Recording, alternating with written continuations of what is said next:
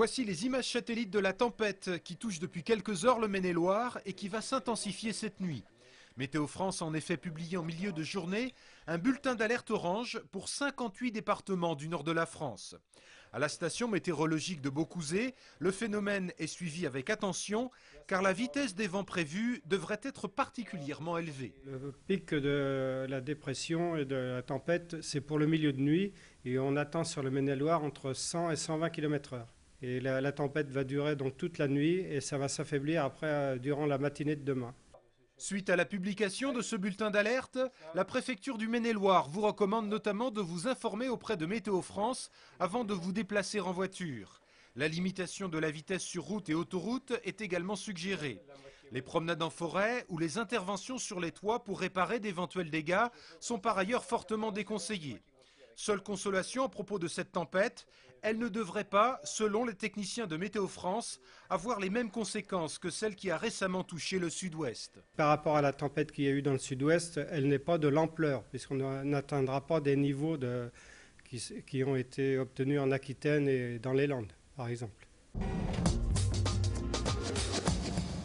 Suite à l'annonce de la fermeture du site NEC Computers à Angers qui entraînera la perte de 334 emplois, le maire d'Angers Jean-Claude Antonini et le président du Conseil général Christophe Béchu ont souhaité rencontrer les organisations syndicales ce matin.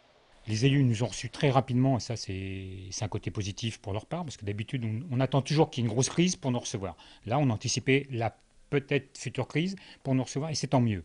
On disait on ne va pas attendre que la crise soit là, on va rencontrer les représentants des salariés, on va s'expliquer, on va dire ce qu'on est capable de faire ensemble, ce qu'on n'est pas capable de faire ensemble. Je crois que c'est objectivement ce côté positif. Maintenant, ça veut dire qu'il ne faut pas qu'on s'arrête à cette réunion.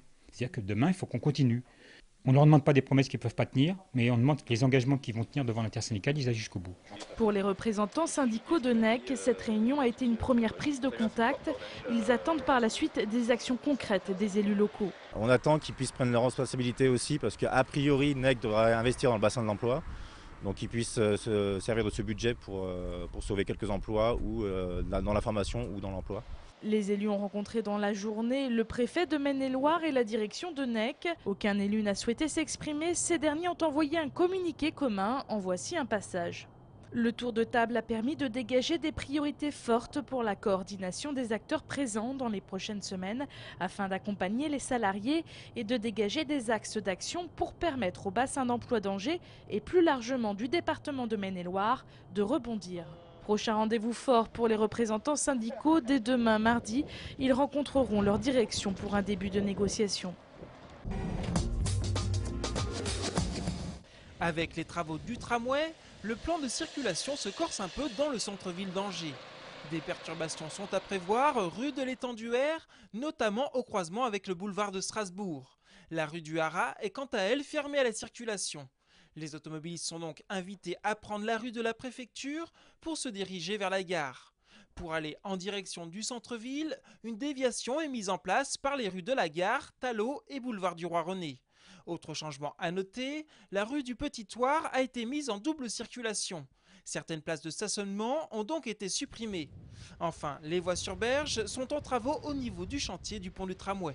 Il y a un pont qui est en train de se construire et depuis le début du projet, les services de l'État nous ont demandé de laisser libre un gabarit de 5 mètres ouvert en dessous de façon à ce qu'un camion qui transporte des éléments un petit peu encombrants puisse passer sans risquer d'accrocher le pont. Les voies sur berge sont donc réduites à une voie dans chaque sens pendant les vacances scolaires. L'accès se faisant par le rond-point du pont Jean Moulin pour aller en direction de Paris. Les 15 prochains jours risquent donc d'être un peu compliqués pour circuler. Reste plus qu'à s'armer d'un peu de patience. Vacances scolaires oblige, voici une idée pour occuper les petits Angevins. Le festival Boule de Gomme qui programme toute cette semaine des spectacles et des ateliers pour le jeune public. Jojo l'éléphant par exemple, un éveil musical où les instruments de percussion font office d'animaux. Et voilà, Coco le singe.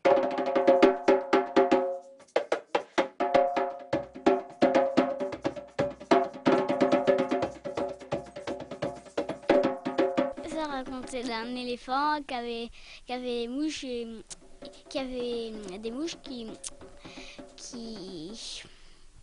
Qui embêtait l'éléphant en fait. Oui. 3, 4 et... Ce que les enfants ont préféré dans cet atelier spectacle, c'est sans doute le moment où ils ont testé les instruments. J'ai fait de la batterie. De la batterie? Et est-ce que tu as trouvé ça bien? Le festival Boule de Gomme, c'est au centre Jean Villard à Angers jusqu'au 14 février. Le programme complet sur le site internet de la ville.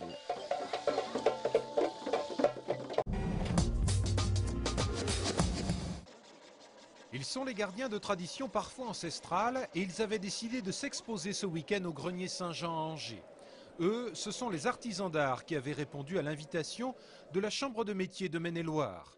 Cette dernière, depuis 2000, propose une démonstration de savoir-faire organisée dans le cadre de l'opération Made in Angers consacrée au tourisme industriel. Au cours de discussions informelles, les visiteurs, qui s'étaient déplacés en nombre pour l'occasion, ont pu constater que ces professionnels n'étaient sans doute pas tout à fait comme les autres. L'artisan d'art, il travaille bien sûr avec ses mains, avec sa tête, mais il travaille aussi avec son cœur et son âme. Donc lorsqu'on achète ou lorsqu'on consomme artisan d'art, je dirais, on consomme une partie, on va dire, de la personnalité du créateur, donc lui-même. Tu vas prendre ça et tu vas le poser à l'intérieur en laissant la petite boucle dépasser. Outre la démonstration de savoir-faire, cette manifestation avait également pour objectif de susciter de nouvelles vocations. Ces professions, malgré leur caractère prestigieux, sont en effet confrontées à un problème de renouvellement des générations. Du coup, ce type de manifestation devient l'endroit idéal pour faire parler de soi et de son métier. Je peux dire que j'ai un peu réussi mon salon, puisque hier j'ai eu un jeune qui est resté 1 heure avec moi à discuter. Et donc on a convenu qu'il prendrait contact avec son collège pour faire une convention, pour venir découvrir le métier en entreprise. Et donc c'est une très très bonne nouvelle pour notre métier, où il faut absolument inciter les jeunes à venir nous rejoindre. Côté visiteurs, on était apparemment convaincus de l'intérêt de la démarche et de l'attention qu'il faut porter à ces professions. Il faut que les métiers manuels reprennent parce qu'on a eu un manque de main-d'œuvre à ce sujet-là dans les dernières années, quoi.